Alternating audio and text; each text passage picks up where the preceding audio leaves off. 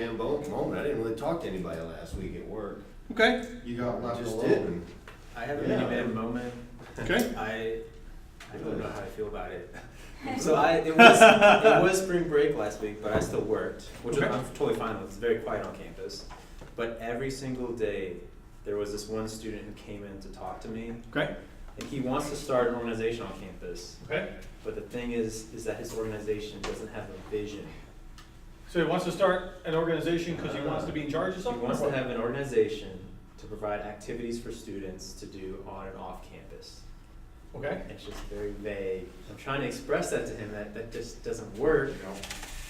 But he's like so convinced that we need this on campus. And so I try to. He has a constitution. That was He has a in there. constitution, Right on. He has but he doesn't have a, That was in there somewhere. Get them to read. Get them to Yeah. read that in chapter 3 It's just or 4. it's almost Yeah, like it's a in constitution there. that you can just find Those that have the vision in online the future. as an example of a constitution. yeah, and you're hinting at it with the book, right? Yeah. Why should I follow you into the future if there's no compelling reason to do it? That's great, I'm glad you shared that. That's good, that's good. One of the things that Liberty did really well, Liberty University, if you had a passion for a thing, you could start a club about it, right? So if you like I was the president of the Taekwondo club. Like I inherited it from somebody else, but I got my black belt in 1994. And so that was kind of my thing. Somebody else would be in charge. I mean, there was a group that wanted to go horseback riding or skiing or whatever they want to do, right? You're interested in that? Good, go start a club about it. Now this doesn't apply to this guy because he just wants to do everything, right? Or he wants to have a place where everything's aggregated. Maybe he can become the aggregator of all things. I don't know. But they did that really well, and by outsourcing that energy to people that wanted to do it, they had a lot of things going. Okay, so we started with bad leadership, I push my people. Good leadership is a little bit better, I lead my people, right? But how do I do it? I serve first and then I lead. And when we incorporate that you're actually really a first follower, that means you're following God and leading others, so you're kind of a leadership agent. You get to know your people. You have to get to know your people well enough to lead them. Does that make sense? Yes. And many leaders stop before they actually get to know their people. Look, I'm in a position of leadership. Ha ha ha, follow me, right? Why? I mean, yes, I don't know. I know that you're the boss, but I don't know if I can trust you. Right? There's a difference between the function of leadership and the office of leadership. Right? In the office of professor, you know that I'm giving you assignments. In the function of professor, you get to know me and know that I'm trying to help you improve. There's a difference between those two things. Make sense? Mm-hmm. Okay, good. So I'm going to tell you a little story. When I was in my mid-20s something, and I was working on my PhD, and I was teaching at this little classical Christian school. I was teaching government and economics and history, and my closest friend was the English teacher across the hall. He's actually a godfather of my children to this day. And he's been teaching, he's got 15 years on me, he's been teaching for a lot longer, and so I was playing 20 questions with him about how things work, and somewhere along the way he said, look, Darren, you're not teaching a subject, you're teaching people. And wow, some light bulb went off in my head, and I went, that's right, because I'm not teaching this material, I'm teaching to people this material, and when you understand that the people are primary, and the subject is what I'm teaching to people that matter, right, then it all works. So I made it my business to get out to their sports teams, right? So I got out to basketball games, no problem. I enjoyed that. Soccer, well, I never played soccer, but I still kind of enjoyed that a little bit. I mean, it was okay. Maybe I'd be grading some papers while I was out there, but I got out there. The girls' tennis team, oh my gosh, the girls' tennis team was more, it was not, I wouldn't classify it as a sport so much as it would look like this. Let me pick up the ball. That's what it looked like. I mean, I'm not kidding, it was painful. But when I showed up to the girls' tennis matches, I'd walk on water with the girls' tennis team that week in class. They were paying attention. That connection was there. Does that make sense? Yeah. That's the relationship that we need to understand as leaders. How you're spending your time. Yeah, that you're communicating, yeah, you know, you're important enough that I'm going to do this. That I'm going to go out of my way and find wherever this school is that you're playing at and whatever. So it was easy to go out of my way for things I like basketball. Not so easy for the girls' tennis team, but the payoff was big. Okay. Change is the province of leaders. When you're dealing with management, you're dealing with managing complexity to make the system stable. Whenever you're dealing with leadership, it's about change going to the next level. That's what leadership's about. I'm going to skip that. The domain of leaders is the future. Great line. So the 5 practices of a leader, he's going to go through each of these, or Kouzes and Posner are going to go through each of these, model the way, inspire a shared vision, challenge the process, enable others to act, encourage the heart. All 5 of those need to be there, and he's going to give like chapters to each of these. Okay, leadership is a relationship. What people look for and want from their leaders is what? That I show up at the girls' tennis team. Right? Whatever that moral equivalent is in your world, that's how you need to think about relationship. Leadership is not about who you are, it's about what you do, says Kouzes and Posner. What do you think of that? It's how you're spending your time. Yep. So you like that? Yes. Is it true? Yes. I'm going to challenge that. I think it's also about who you are, a la Rodin. Right? Yeah. Character. Yeah. So it's actually about both. It's both. Evidence Yeah, that you are, yeah. you are what you do. Yeah. Now, I put the books in this order for a reason. Because if you have Rodin before this, then you can see, yeah, it is kind of about who you are. Now, it is about what you do. That's true. That's not untrue, but it's also about who you are. Now, there's this interesting book called Gravity that I read a year or so ago. Were you in there when I did this? Yeah. Right? Gravity, so talked about the size, the density, and health of our soul mass. That's the way he described our character. Our soul mass combined with this empowering work of the Holy Spirit determines our impact on others. That's interesting. Because usually we think about impact as just things that we have done. No, there's this character that leaks out into what you're doing. Okay, the state of my human spirit and soul determines the foundation of my belief and my behavior values. My fears and my desires strongly influence my motives for my actions and behaviors. In the end, our actions and behaviors are what others experience. So that's true, right? Our behaviors is that end. But there's something before the behaviors, right? That's our character, and that needs to be assessed. So here's how this works. State of my human soul and spirit leads to my beliefs and values and fears, which leads to my motives, which leads to my behaviors. Now, books are associated with each of these. We're dealing with behaviors now. And these behaviors, we're going to look at them a little bit differently than if we just started with this because of everything that we've talked about so far. Remember the motives? Well, there's leadership and self-deception, which you're just starting to read, I hope, or you're about to read soon. And Next week. what's the other book? Tale of Three Kings, right? Yeah. That deal with your motives. Anybody else feel convicted when you read that? It Right. was awesome. Yeah. And then we have beliefs and values. And then it goes back to who we are, right? So there's a reason for everything that we did systematically in this class. Leadership is not about who you are, it's about what you do. I think, no, maybe it's about who you are. Just as much as about what you do. What you do being the end piece. What you do is the behavior that leaks out of your values, Yeah. right? Evidence of it. Yeah, titles are granted, but it's your behavior that earns you respect. That's what I was talking about, the difference between leadership as an office and leadership in practice as a function. Okay? As CEO, I try to set an example for everyone else in the company. That's why you never hear me complaining about the size of my paycheck. Oh, gosh. How you like that? Slap everybody in the face. Yeah. Yeah. You cannot command commitment. You have to inspire it. What do you think of that? It's true. One of the best lines in the book. Remember his manager would like me? All right? How do you command like me? It's like if I told my wife, no, you should love me more than you do. Adore me. Yeah. Right? You just don't see how great I am. Yeah, that's right. Challenge is the crucible for greatness. I think that's right. I think when we think of great leaders, we think of people who've endured a lot. Great leaders in history, who do you think of? Give me one name. Lincoln. Lincoln, endured a lot. Colin Powell. Powell, Martin Luther King. King, George Washington. Washington, Alexander the Great. Gandhi, right? I mean, they all went through a lot. Mother Teresa. And just the first one that came, yeah, Mother Teresa. All ones that just came to the top of our head. You didn't think about this forgot before? to mention Jesus, though. Right. Well, we didn't think about this before class. This was just off the top of our head. And what they all have in common, all went through a crucible. What do the Marines call this? Yep. The crucible. What's the crucible? Tell us about it. Think it, because I remember it was like only about 2 or 2.5 days of 50-something miles, and it kind of went by like a blur, but Non-stop, giving you a hard Yeah. time to make you endure something, right? Now, why do they do that?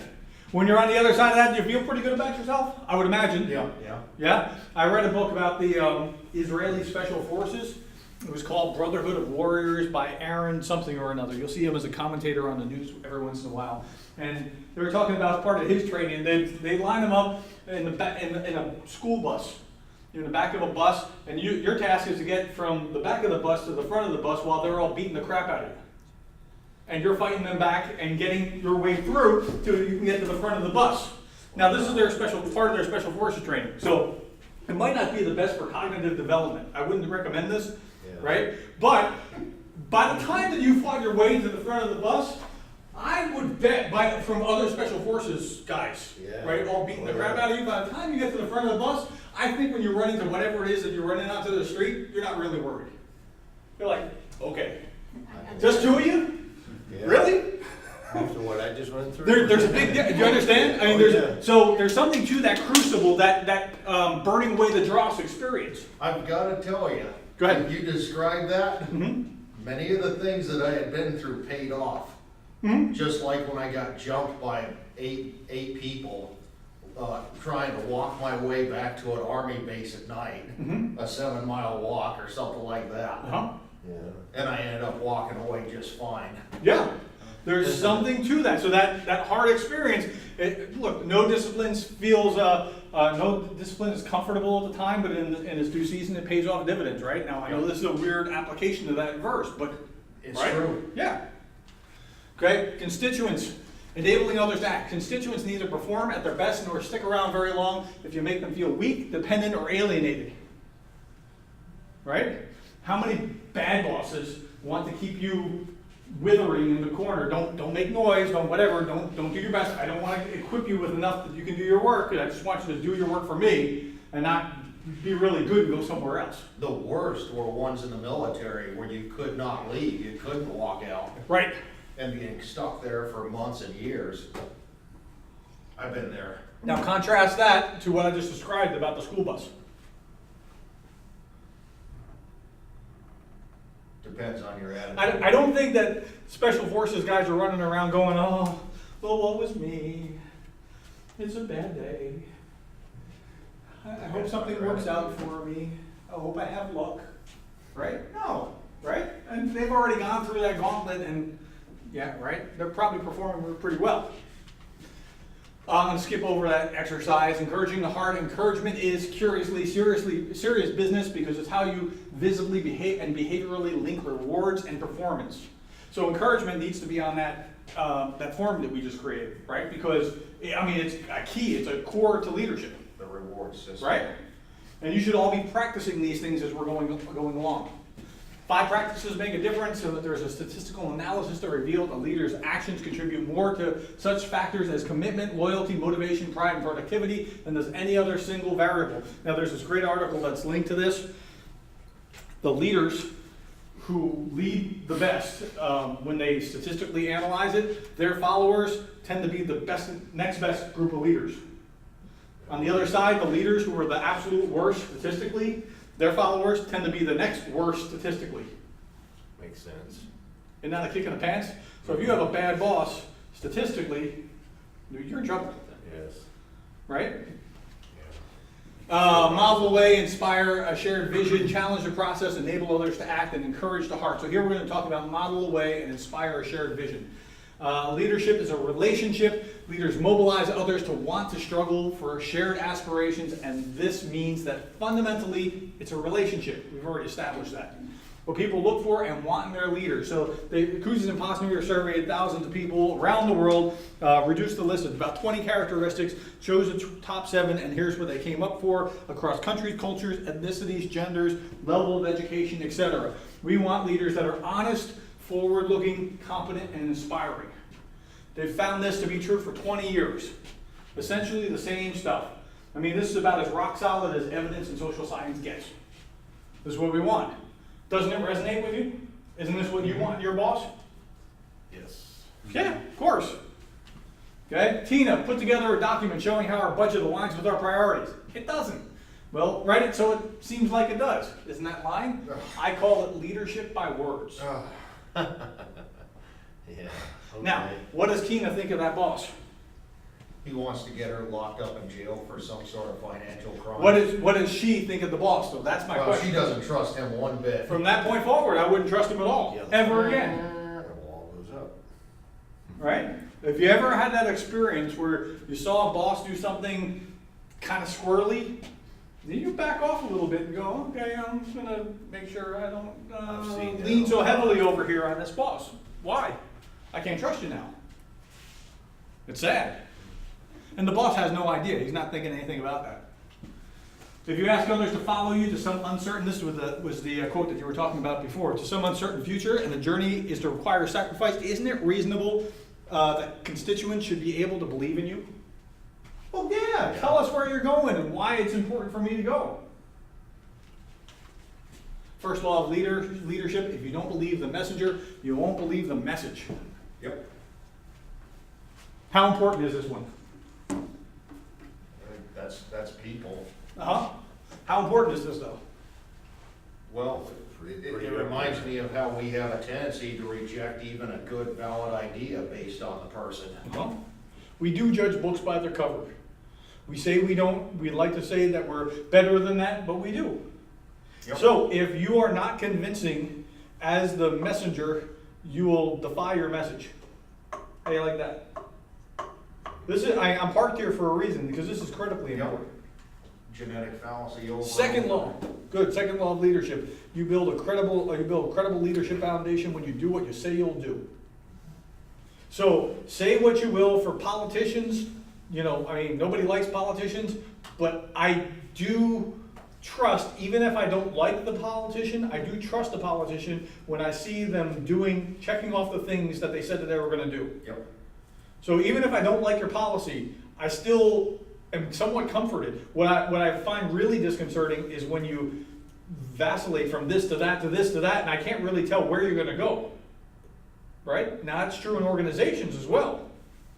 You ever met somebody or worked for a manager or worked with a colleague that you never knew which one you're gonna get?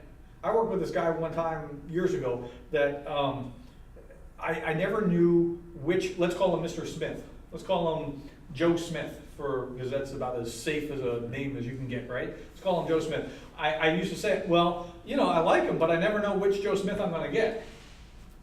Right? Because Emotionally unstable. when I got the good one, he was useful. He helped me. He was there in a pinch, whatever. When I got the other one, I was like, what happened to you, and why are you, why are you being obstructive? And I couldn't understand it. And so that was really weird. I'd rather that he's always obstructive, that I knew that, and that it was clear. It's bizarre, but it was even worse when I never knew which one I was gonna get. Go ahead. It's fascinating too, when we talk about that, the can I trust you part, a lot of people would say, yeah, I don't trust this person because they're not honest. And the other reason, as we see here, is maybe you don't trust that person because they're not emotionally stable. Yeah, that could be. I.e. the part of, I don't know which Mr. Smith we're gonna get today. Yeah, that's right. Okay, practice 1, model the way. Chapter 2, clarify values. To walk the talk, you have to have a talk to walk. Right? It's pithy, but it's right. We actually have to know what it is you're about. So if your people were to ask, what is your leadership philosophy? And this goes to your journal questions, right? What do you put in your journal question? What's your leadership philosophy? What did I say?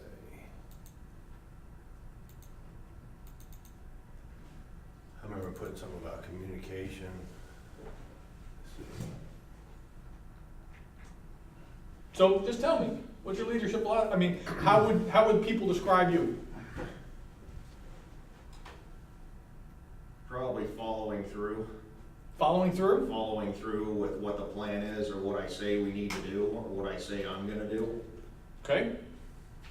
Joe? Communicator and listener. Okay. Being people focused. Okay. I'm kind of big on, making things clear, trying to make clear what's expected. Great. Set the standards kind of thing. I was trying to pull up my, You can just tell me. Doesn't have to be perfect. I don't know, that's why I was gonna pull it up, because I'm literally like mind blanking. I would hear generally that I have high standards, maybe too high standards is what the complaints are early, but eventually it comes along with another thing that you did really learn a lot, and I really was trying to help you learn, eventually. So I'm glad that I get, critiqued at the end of the semester instead of the beginning. Because if it was at the beginning, it would look very different, okay? But that's the kind of thing that I would get, right? So you need to know what that would be, not just what you think it should be either, because I think. Okay, anyway, a past student's answer was, with this kind of thing, was never forget, when it came to leadership, never forget what it feels like not to be a leader. Wow, that was great. That'll keep you from a lot of trouble. Just that one leadership philosophy will keep you out of a lot of trouble, right? Because what do people tend to do? Hey, it's good to be king, right? And as they rise, they kind of forget what it was like to step on people or be stepped on. They're not empathizing Right. anymore. Yeah. To find your voice, you have to explore your inner self. Now, the reason that Kusa's and Posner comes at the very end rather than the beginning is because you got to get through the rodent kind of thinking, or this becomes corrupted and you start, follow your heart like a Disney movie. No, that's going to lead you into trouble. Don't follow your heart. Right? Your heart's, what does the scripture say? Is wicked and deceitful. Who can know it? So, no, it's not about just exploring your inner self. Your inner self has some good things and some bad things. You have to know that you're a first follower. That's where the action is. Okay? But there's more. Remember, gravity? Okay? Values constitute your personal bottom line. So, what's in your personal bottom line? Are you going to do anything for success? Nope. No, you don't want to be what did Drucker say. You don't want to see a pimp when you look in a mirror, right? Right. So you have to wrestle with that. I can't tell you what those values are. You have to deal with it. People can speak the truth only when speaking in their own true voice. Now that's very true. You can't wear Saul's armor as a leader. If you try to do it or try to model yourself after somebody else, it's probably going to fall flat. I've tried that. That didn't work so well. When I started to be me, guess what? It worked out a lot better. Okay? Firm shared values. A good leader takes time to break the ice, but a great leader goes one step further and learns about each person's values, how they build trust, and what is core to their motivation and drive. Remember, just get in mind, the picture in your mind of the girls' tennis team. Get to know people. Right? Even if the thing is, they just love their dogs and want to talk about their dogs, and life is their dogs. Okay, get to know the names of their dogs. Get to know them. Get to know why they're so happy as far as their dogs. Yeah. That can apply to something else. Because guess what? If you start talking about their dogs, they'll love you. Turns out that's what's important to them. Understand what's important to them. Yep. Leaders can't impose their values. This is very important. Leaders can't impose their values on organization members. Instead, they must be proactive, involving people in the process of creating shared values. If you want to be a disaster as a leader, come in with values that they don't hold and try to implement them. Go, we are going to come to a bunch of people who are technophobes and say, we're going to digitize everything and be competitive. No, you're not. It's not going to work. Right? Maybe if you have that kind of group, how would you approach them? They're all 60 and over, and they all have a fear of computers. How would you approach them? If your mandate was to digitize everything, what would you do? You gotta discuss all these intangibles. Okay? What, you gotta get them to voice their concern, and then even maybe help them figure out a little bit more about themselves, and you may not get what you want. They don't want to do that. They don't want to change. What would you do? It's a negotiation. So Talk about maybe the advantages of it, okay. and maybe, That's a good Or starting do it, place. or halfway digitize some of the Okay, process. yeah, let's field test this on these particular items, or start slower, or do a trial with early adopters or something. See if you can get them involved in the process. Yeah, let's see That way how they it's can better for see them. that it would be efficient, or, hey, look, we have this much work to do, if we can get it done by Friday, by Thursday, well, Friday, you can have a half day. Or whatever it is to make them want to move that direction, because if they're, you understand what I'm saying? If they don't Because- feel like you're imposing it on. Yeah, because if them, I, that's different. that's right, if I am imposing, if I am foisting something upon you, you rebel, you push back. Yep. What if it's something that either is your idea or is something that you would, hey, I can see the benefit of, or, yeah, that's okay, she can do that field test, she's young. Right? Let her, it's not gonna hurt me if she's doing that test. Right? So there are a number of options or ways that you can get there, but if you just come and try to implement your ideas, it's gonna fall flat. Lack of shared vision and values is a seedbed of almost all other problems, says Stephen Covey. When it comes to fairness, I often think we choose the right value but the wrong word. In my lectures, I often ask people to complete the sentence. Fairness means treating everyone, With respect. no, The same. the same or equally. That almost everybody gets that, right? Then he says this: 95% of the people I respond say the same. I usually mean just the opposite. The word justice better describes the standard that we set for ourselves.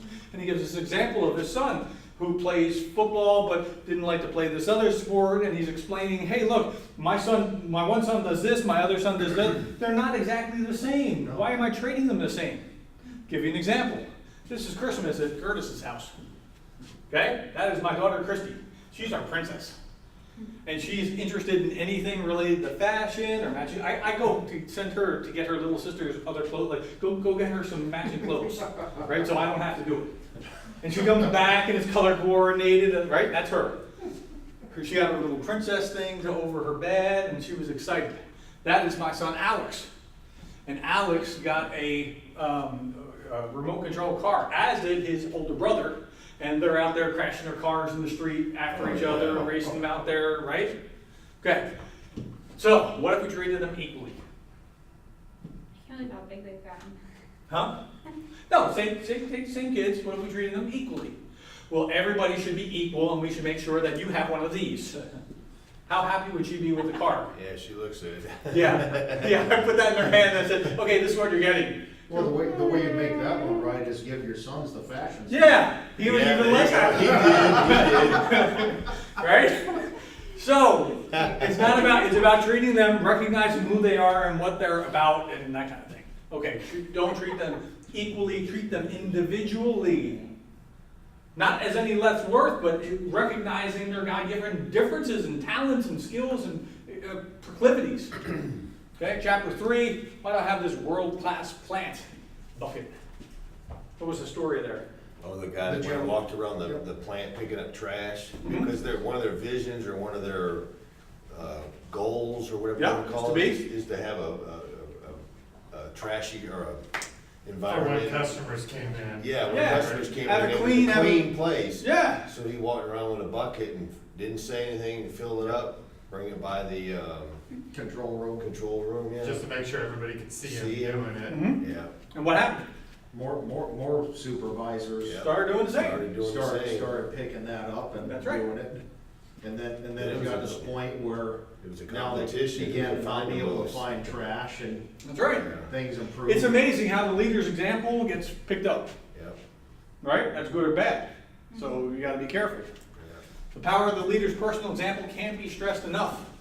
Spend your time and attention wisely. The golden rule of leadership: ask others to do only what you're willing to do yourself. Now, that's important because once you get to a certain level, you start thinking about the perks and I don't have to do that and whatever else. I think that's just foolish.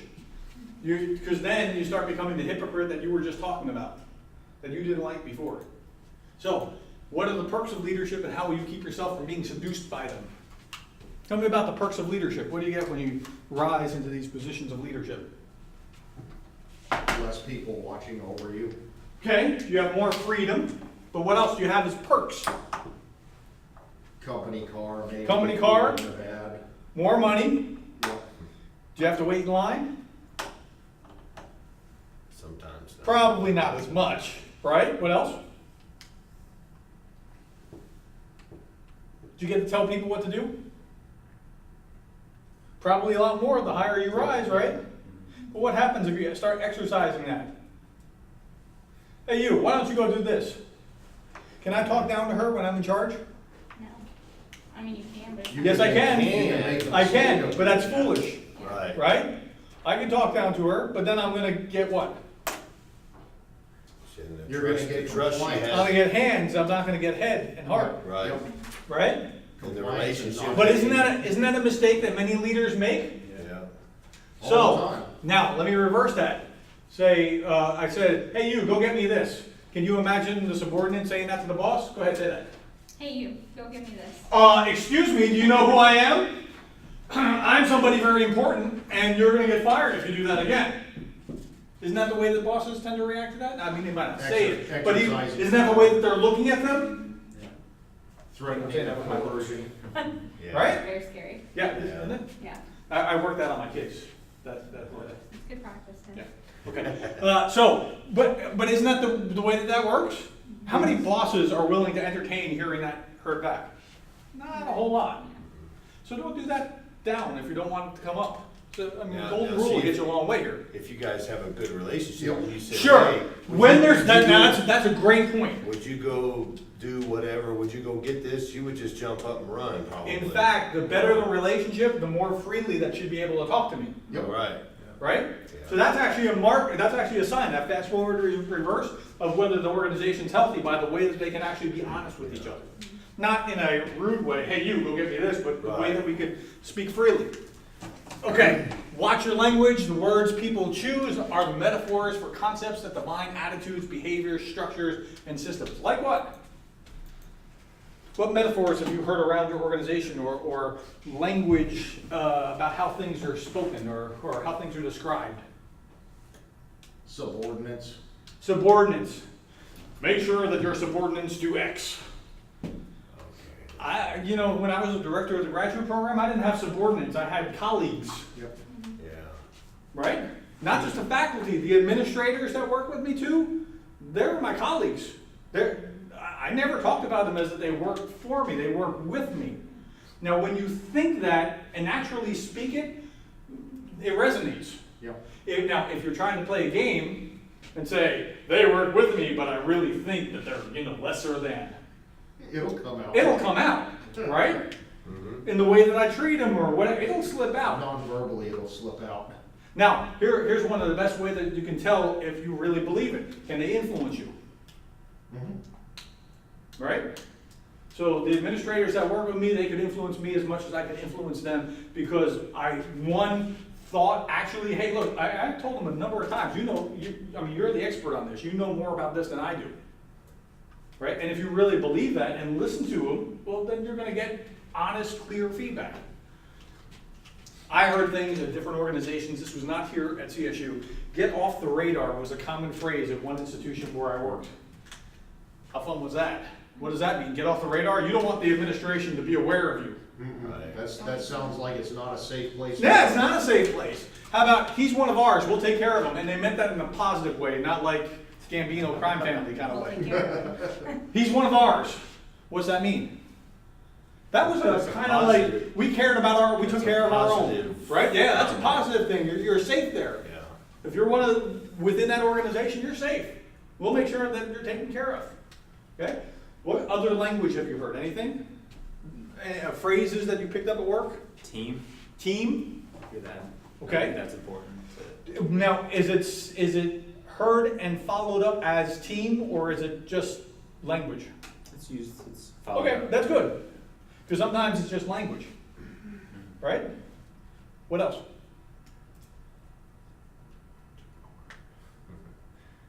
So you don't want to say, that's okay. I remember back on active duty when a first sergeant or somebody of that kind of position would be looking for a working party and they'd say, I need 12 bodies. Oh, Okay. Yeah, that's right, I've heard that too. Yeah.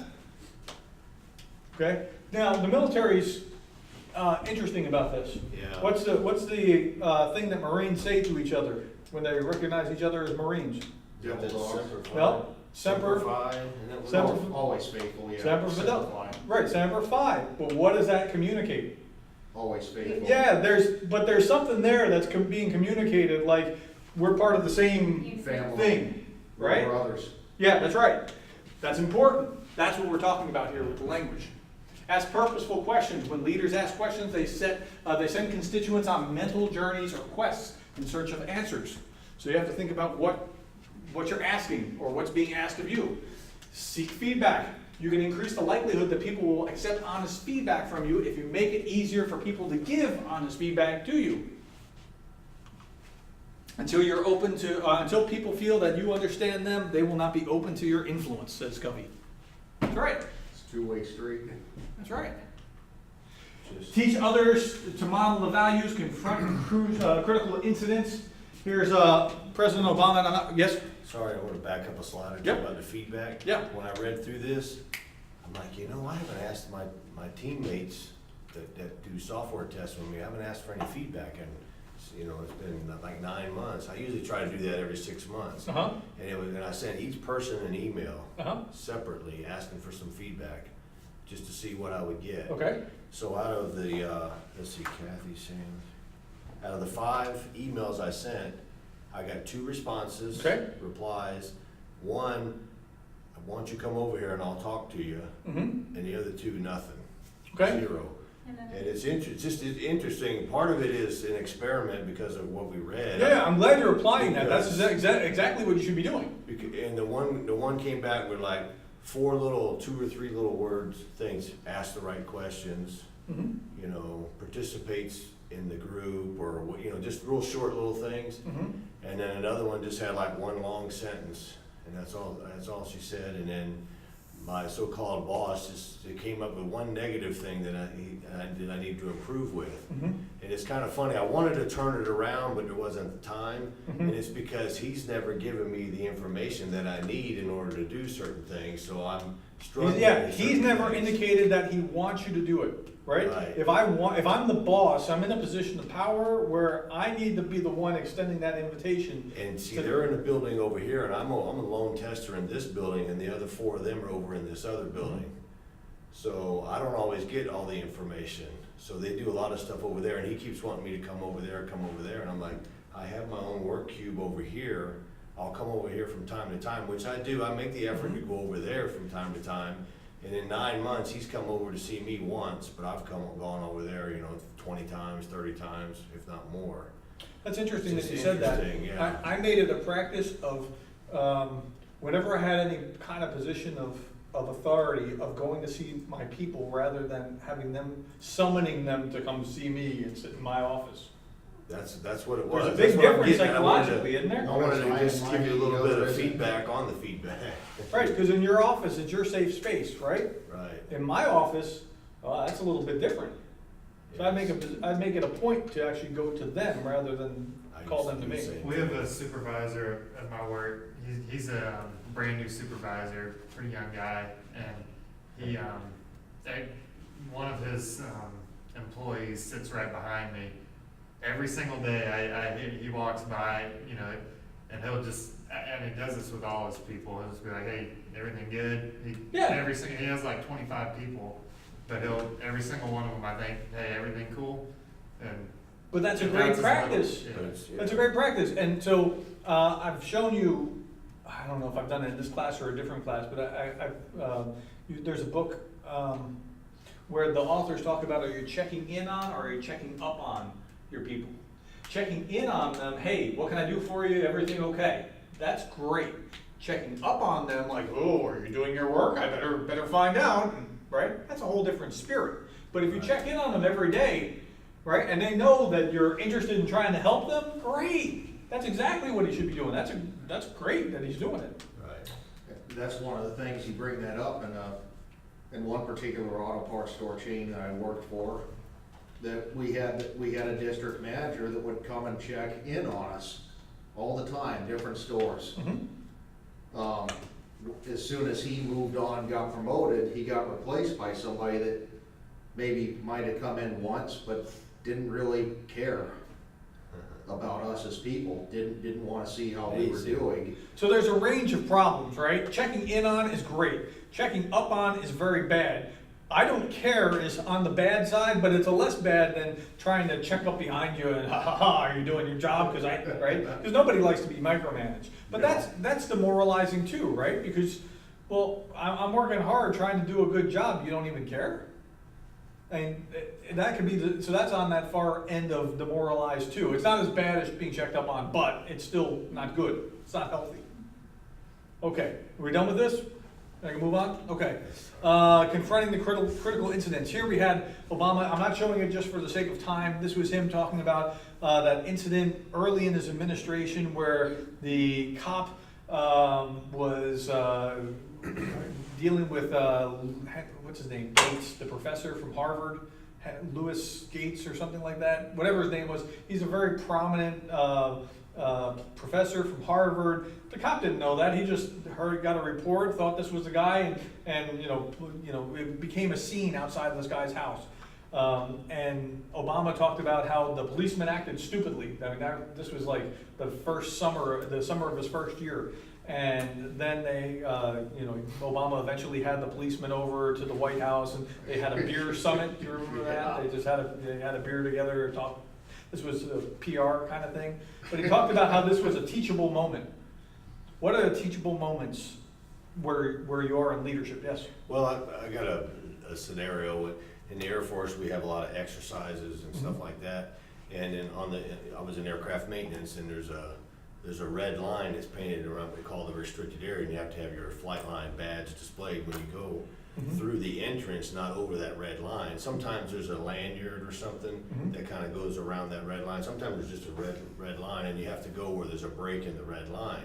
Okay. Well, there was what they call an 06 or a colonel that was part of the inspection team, and just kind of measly walked across the red line. Well, the security police that guard the restricted area put him on the ground, broke his nose. Wow. Because he broke the security. Yeah. And the funny thing is, everybody thinks, oh my gosh, 'cause Was he, that's a now tell me, prominent was he person. appreciative of that, or did he Yeah. chew him out? No, he got a medal for it, actually. The person, the young rank, The guy that tackled him? yes. Awesome, that's great. So, because, most people see an 06, or a colonel, that's. Oh, let him that's do a it, pretty yeah. high-ranking individual, that's like a CEO of a big Yeah. company or something. But, because, he took his job seriously, because, the colonel wasn't cooperating and doing all the things you're not supposed to do, so. Yeah. He subdued him and got him on the ground, but, during the wrestling around and stuff, he broke his nose, but in the report, he ended up getting what they call an achievement medal. Yeah. For his actions. It was really kind of. That, I appreciate that. I think that colonel's that was a pretty long- good for doing that. I mean, for making sure that he was doing, yeah, that's right. Because he could have been, I'm a colonel, don't you see my rank? I can go where I want. Right, but there is something to You don't that. mess around on a flight He line. doesn't, with red he line. doesn't outrank the commanding general or whoever put that Right. order in place. Right. Yeah, that's interesting. That's right. Okay, so teachable moments. Anybody else?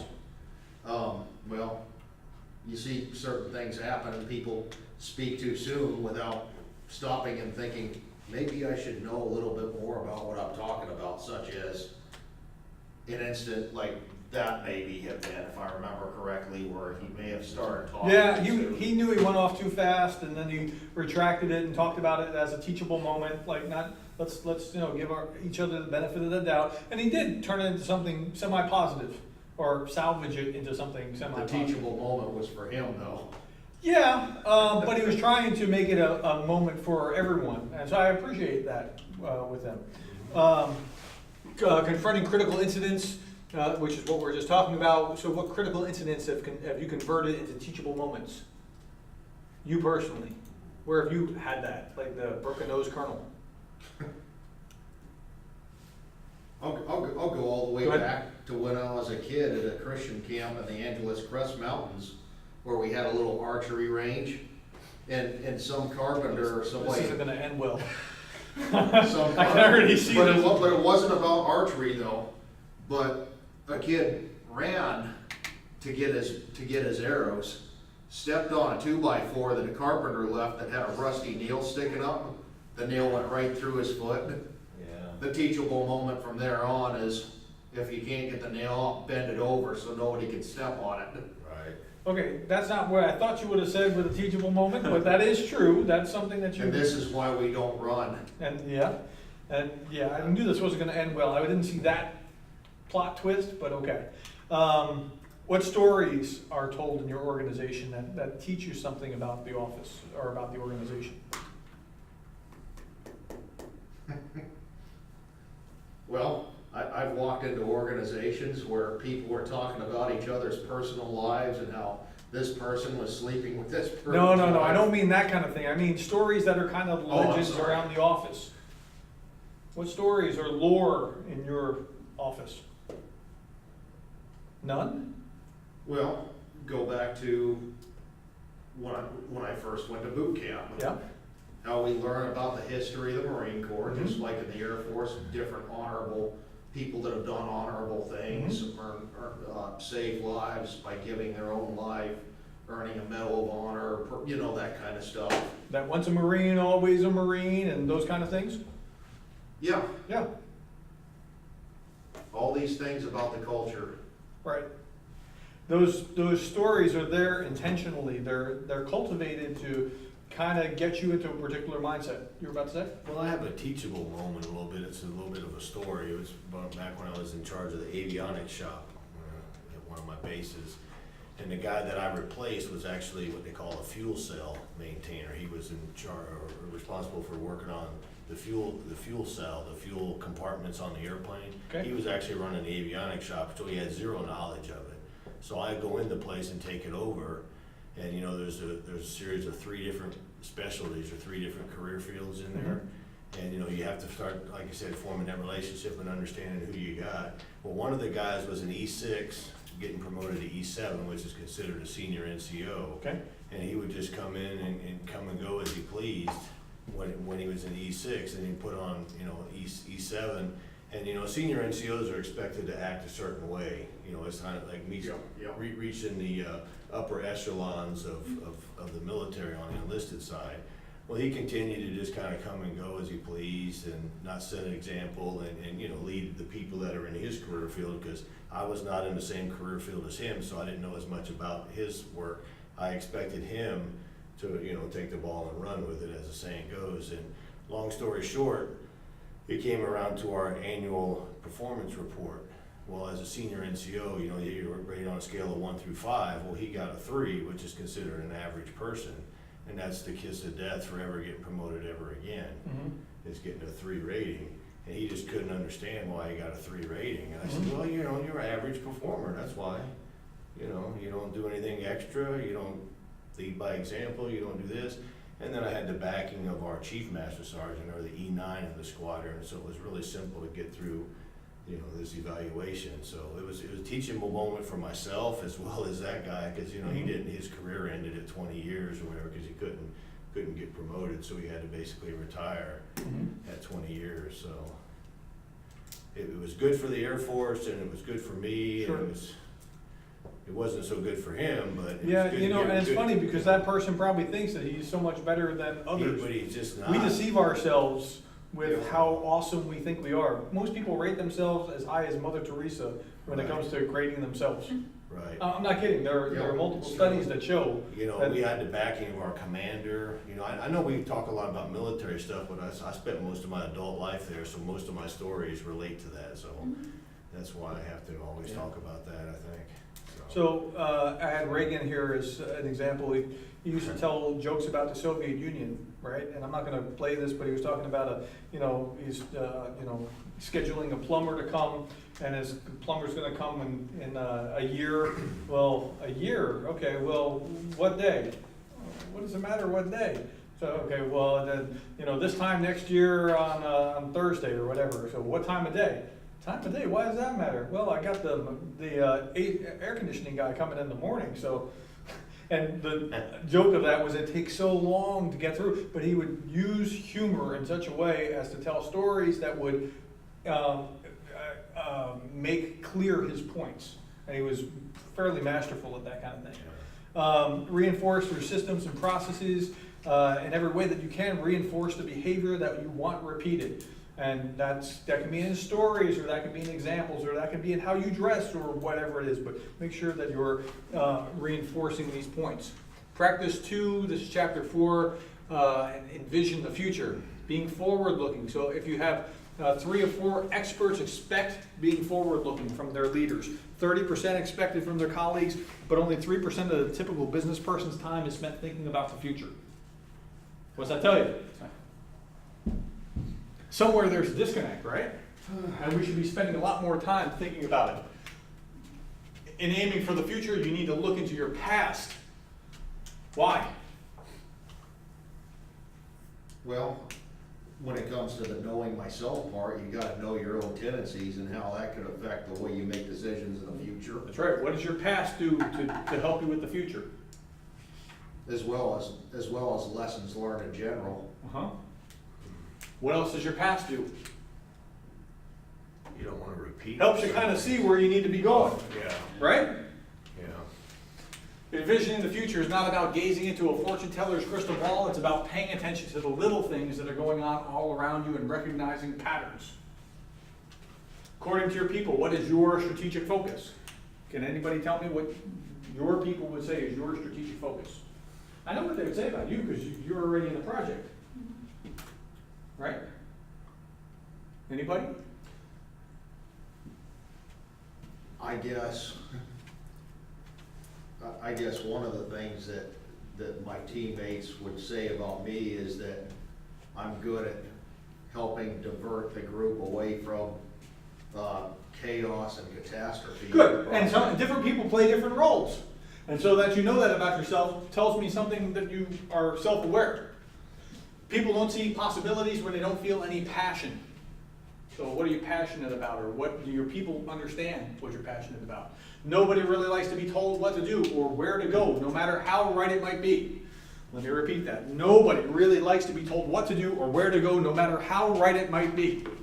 I'll say that again. Nobody really likes to be told what to do or where to go, no matter how right it might be. Don't push them. Nobody really likes to be told what to do or where to go, no matter how right it might be. Nobody really likes to be told what to do or where to go, no matter how right it might be. If I didn't drill this into your head enough, please let this sink into your head, because this will save you from a multitude of trouble later on down the line. Because once you rise to a position of power, you start thinking, hey, this is the right direction, let's go this way. But nobody likes to be told what to do or where to go, no matter how right it might be.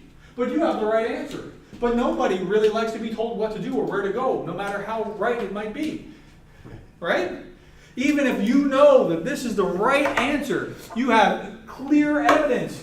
It's true, but nobody Cares. Really likes to be told. likes to be told. Or where to go, no matter how right it may be. That's right. Now, if it's their idea, they're fine with it. Yeah. If they want to go there, they're okay with you encouraging them along. Oh, yeah. But Nobody really likes to be told what to do, where to go, no matter how right it may be. that's right. If you get nothing from this class, that will save you from a lot of trouble down the line. I've actually started asking, so I'll send emails before we make a decision, even if we know what the decision's gonna be. I'll send Make an sure. email asking for feedback on what other people think. Now, would that be if everybody said, no, would you take that and still make the decision, or would you allow that to inform you? No, we would reevaluate. Okay, that's good. Yeah. Because if it's something where it's only a facade, that's gonna fall flat. But if it's something where you're really listening, that's good. My dean had a meeting with a number of us recently where he said, hey, this is the way we're gonna go, and everybody in the meeting said, no, go that way instead. And to his credit, he said, he backed off and went, oh, okay, well, I mean, apparently the will is going this way, right? What would have happened if he said, well, I'm the dean, and I'm gonna tell you which way to go? It would have blown up in his face. Yes, it would, because while he has the power to make us do that, he doesn't have the power to make us want to do that. Does that make sense? And so to his credit, he listened and was willing to, what did Cuffy say? I can't persuade you unless you're able to persuade me. Yep. So it's that kind of thing. Two-way So street. I gotta give him props for that. Okay, so in a sense, leaders hold up a mirror and reflect back to the constituents what they say they most desire. So if you think about yourself reflecting back what it is that your people want, that's very different than trying to tell them, oh, this is what I think we should do. Right? So, keep this visual in mind. It'll serve you very well as a leader. People commit to causes, not plans.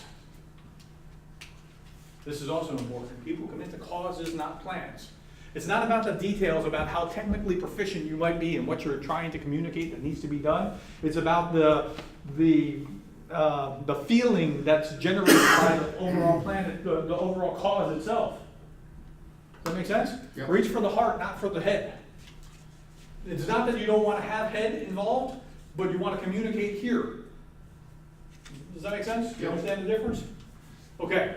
Are you able to go faster when it's foggy or when it's clear? Remember that example in the text? Slow down. Yeah, sure. What do you do when it's foggy? You turn the radio off. So the clear, that's right, you turn the radio off for some reason, like that's gonna help you see. Grip the steering wheel. I do that too. I don't know why, but I do that too. Not in fog, but I can attest to that in a heavy snowstorm, where even just music distracts me enough where I can lose control of it. That's right. Yeah, Okay, so this is a metaphor, right? The metaphor is the clarity of where we're supposed to be going. Leadership is about setting direction. If we all know what the direction is, then we can go pretty fast. If we're all thinking different things about what the direction is, then we have to slow way down. Chapter 5. So this is enlisting others. Exemplary leaders don't impose their visions on people. They liberate the vision that's already stirring inside their constituents. If it's already what's inside you, how hard is it to get you to go where you're trying to go? What do you think? Is it hard or difficult? If it's something that you already want to do I have to work hard to be motivated to do that? All you gotta do is just flip a switch or push a button. Now, I'm liberating you by equipping you so that you can go get it done. But there's a big difference between doing that and trying to push my idea on you.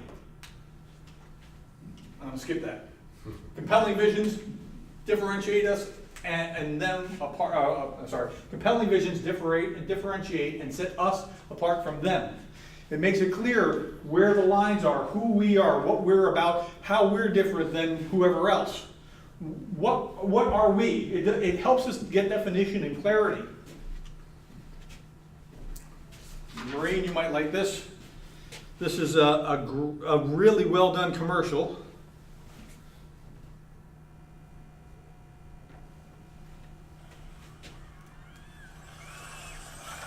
Oh, I gotta stop it. Where's my sound? Here we go. The clarity about who they're about and what they are. Great commercial for that purpose. Why? Where is my sound? No sound? I have the sound all the way up. Okay, well, Is your laptop muted? my laptop's not muted, it's up. Okay, well, I'm going to play this as loud as it will play.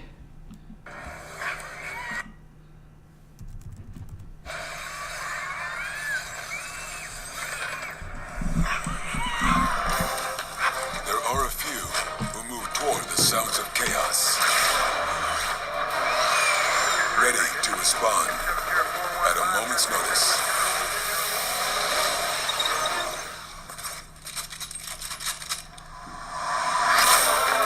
And when the time comes, they are the first to move toward the sounds of tyranny, injustice, and despair.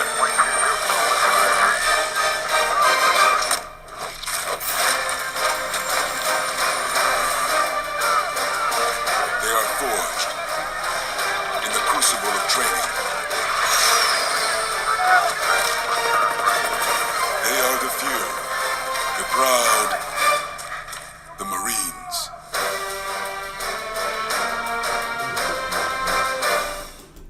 Okay, that's a pretty good advertisement for the Marine Corps. Even though all the supplies wouldn't be on the. Yeah. We understand But that we get the they're not point. going to have everything there, is it? Yeah. But what did it do? What did that commercial do? It emphasizes the point BUSI's. Yeah, BUSI's. about dealing with the chaos, which you're gonna have it all the time, and that's where a leader thrives. Did it paint the chaos. vision of what a Marine is supposed to do?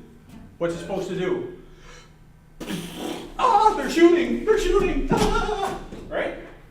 Isn't that what they're supposed to do? Run out the door screaming like a Versus schoolgirl? let's find them. No, they're supposed to run toward the sound of chaos, right? Find them and kill them. Right, so that painted the picture really well. That was the point there. Align your your dreams with the people's dreams. To get others excited about your dream, you have to show them how their dreams will be realized. It's about their dreams, not just your dream. The stupidest thing you can do is come in, aha, I have a vision for how we're going to fix this crappy place. Really? Right? I just spent 15 years working on this crappy place, and I guess I'm going to throw everything I did out. That's not motivating, is it? How did King do? Let's just listen. I still have a dream. It is a dream deeply rooted in the American dream. I have a dream that one day this nation will rise up, live out the true meaning of its creed. We hold these truths to be self-evident, that all men are created equal. I have a dream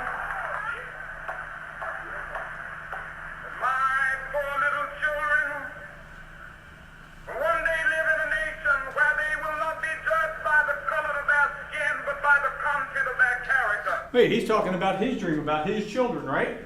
Yep, But he's talking about theirs, yep. right? His and theirs were so merged together that there was no difference. That's what they're talking about here.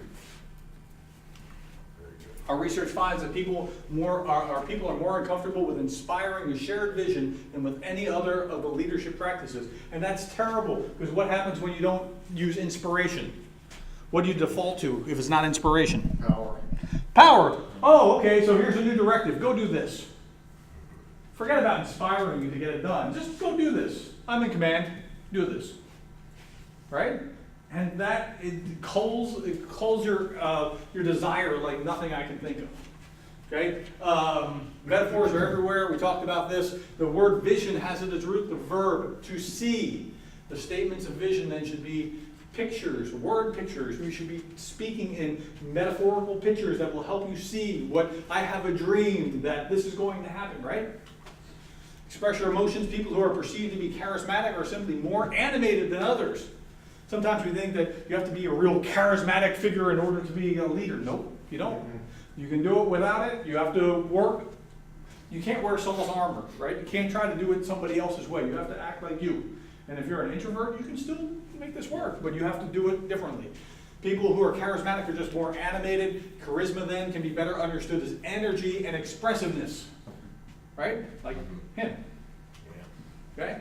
None of these suggestions about being more expressive will be of any value whatsoever if you don't believe in what you're saying. So you can't be a snake oil salesman trying to just dupe people. You actually have to listen. You have to care. You have to get to know them in order for this to work.